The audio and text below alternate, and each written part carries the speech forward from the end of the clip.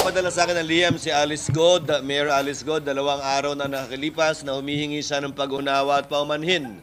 Kaugnay daw sa mga salitang binitiwan niya nung nakaraang linggo. Subalit wala pa rin siyang sinabi kaugnay sa pag-attend naman niya ng pagdinig ng Senado at pagsunod, hindi lamang sa subpoena pero sa warrant of arrest.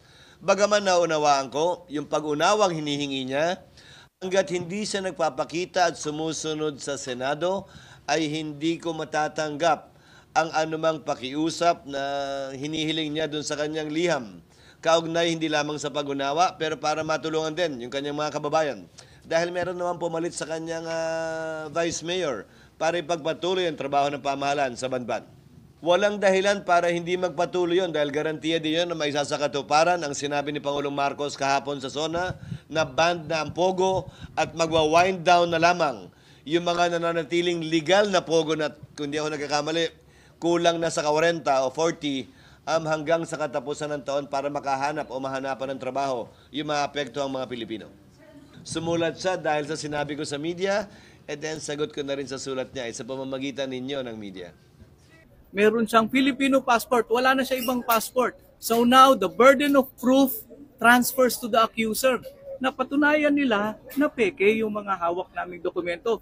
Yung kanyang birth certificate, yung kanyang passport, ilang beses na po yun na-renew. Wala ho ibang kinikilalang bansa si Mayor Go, kundi Pilipinas lang. Ayaw nga niya magsalita ng dahil kahit anong pilit sa kanya, dahil ang mother tongue niya ay Tagalog. Hindi siya involved doon sa pagkuha ng kanyang birth certificate. Ang nakita niya, yun na yung inabutan niya. At yun yung sinagot niya. Buong tapang sinagot ni Mayor.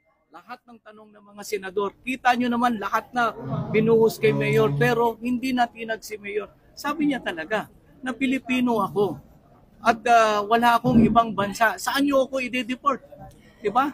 Pilipinas lang. Ito lang. At hindi niya iiwanan yung Bamban Tarlac. Yun lang po. Maraming salamat.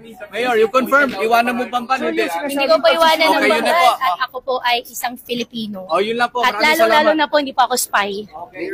Ako po ay isang Filipino at hindi po ako spy. Thank you.